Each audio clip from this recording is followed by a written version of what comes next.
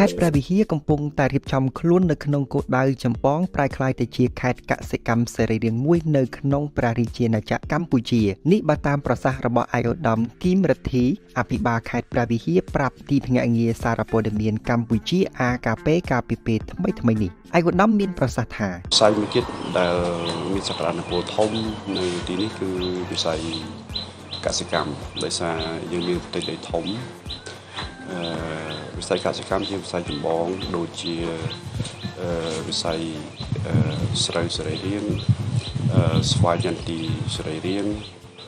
កសិផលផ្សេងផងដែរដូចជាដំឡូងមីផងដែរដែលយើងកំពុងតែនាំចេញផលិតផលសរីរាង្គគឺជាផលិតផលដែលមានតម្លៃបន្ថែមមានន័យថាយើងអាចលក់ថ្លៃជាងផលិតផលដែលប្រើថ្នាំឬក៏ប្រើជាតិគីមីអញ្ចឹងយើងសិក្សាមើលទៅថាផលិតផលសរីរាង្គអាចលក់នៅលើទីផ្សារបានប្រមាណជាថ្លៃជាងតម្លៃធម្មតា 20% ទៅ 50% ឬក៏ផលិតផលខ្លះអាចថ្លៃជាងផលិតផលធម្មតាលើសទៅ 100% បាទអញ្ចឹងការផលិតសរីរាង្គនៅព្រះវិហារគឺបានអំណោយផលជាច្រើនដោយសារប្រជាជននៅទីនេះគឺបានធ្វើស្រែតាមលក្ខណៈប្រពៃណីតាមលក្ខណៈកម្លាំងពលកម្មរបស់ខ្លួនគាត់មានដីស្រែចម្ការ1ហិកតា2ហិកតា3ហិកតាគាត់ធ្វើទៅតាមប្រពៃណីទូលំទូលាប់របស់គាត់ដូច្នេះនៅក្នុងខេត្តព្រះវិហារនេះខ្ញុំរួមនឹងសហការីក៏បានដាក់នៅគោលដៅមួយថាចង់ឲ្យខេត្តព្រះវិហារជាខេត្តសរីរាង្គប៉ុន្តែនៅក្នុងទស្សនៈនេះដើម្បីឲ្យខេត្តព្រះវិហារជាខេត្តសរីរាង្គយើងត្រូវការជំរុញឲ្យភូមិទាំងអស់ខ្លាចទៅជាភូមិសរីរាង្គដោយសារកោសិការបស់ខេត្តយើងទាំងអស់គឺចេញមកពីភូមិយើងមានប្រមាណជា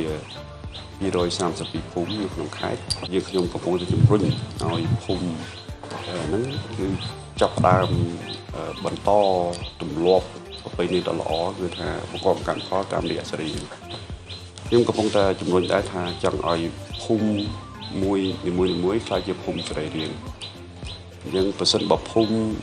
ទាំងអស់ខ្លាចជាភូមិសរីរាង្គខេត្តយើងនឹងខ្លាចជាខេត្តសរីរាង្គហើយយើងគួរតែលើកទឹកចិត្តឲ្យក្រុមហ៊ុនឯកជនដើម្បីធ្វើការបញ្ជាទិញមកដល់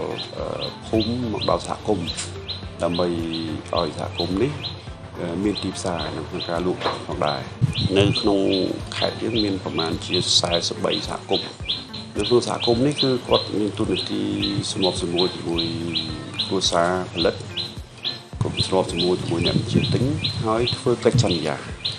ដែលយើងប្រើពាក្យថាការកសិកម្មតាមកិច្ចសន្យា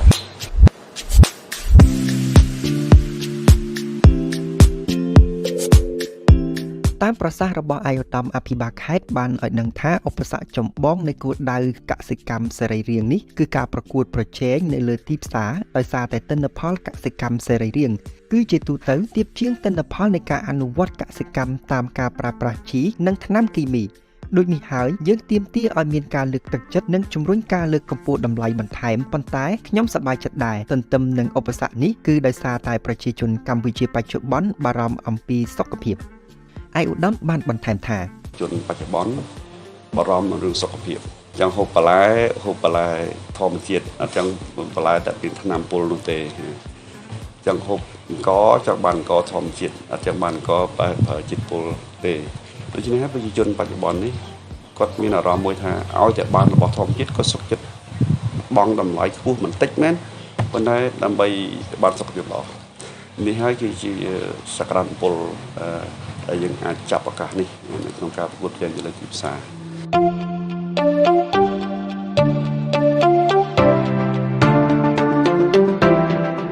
ពាក់ព័ន្ធទៅនឹងសក្តានុពលកសិកម្មនៅក្នុងខេត្តព្រះវិហារលោកពឹងទ្រីដាប្រធានមន្ទីរកសិកម្មរុក្ខាប្រមាញ់នេសាទខេត្តបានមានប្រសាសន៍ថា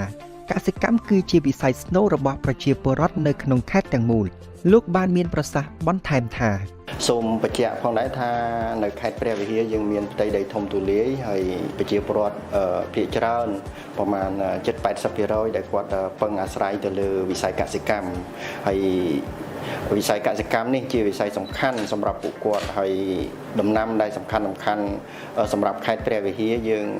នៅតែមិនអាចចោលបានដំណាំស្រូវហើយមានផ្ទៃដីប្រមាណជា 10,000 ហិកតាហើយដំណាំក្រៅពីដំណាំស្រូវជាដំណាំសំខាន់យើងមានដំណាំដំឡូងហើយដំឡូងយើងមានផ្ទៃដីប្រមាណជាង 30,000 ហិកតាដែលបងប្អូនធ្វើការដាំដុះហើយក្រៅពីដំឡូងយើងមានចន្ទីយើងមាន 17,000 ហត្ថដែលបានធ្វើការកំពុងដាំដុះក្រៅពីដំណាំស្រូវដំណាំដំឡូងចន្ទីឃើញមានបងប្អូនដាំដុះកៅស៊ូប្រមាណជាជាង 20,000 ហត្ថយើងមានដំណាំចេកយើងមានប្រមាណជា 8,000 ហិកតាហើយក្រៅពីដំណាំនេះយើងមានដំណាំសំខាន់មួយចំនួនទៀតដូចជាដំណាំសណ្ដែកបន្លែមានត្រេនលក្ខណៈសក្តានុពលនៅខេត្តព្រះវិហារដំណាំដែលសំខាន់ជាងគេទៅលើដំណាំស្រូវនេះគឺយើងផ្ដោតទៅលើផលិតស្រូវសរីរាង្គហើយមកដល់ពេលនេះយើងមាន43សហគមន៍ដែលមានប្រជាពលរដ្ឋជាសមាជិកសហគមន៍ចូលរួមនឹងជាង 10,000 គ្រួសារហើយយើងបានធ្វើការសម្របសម្រួល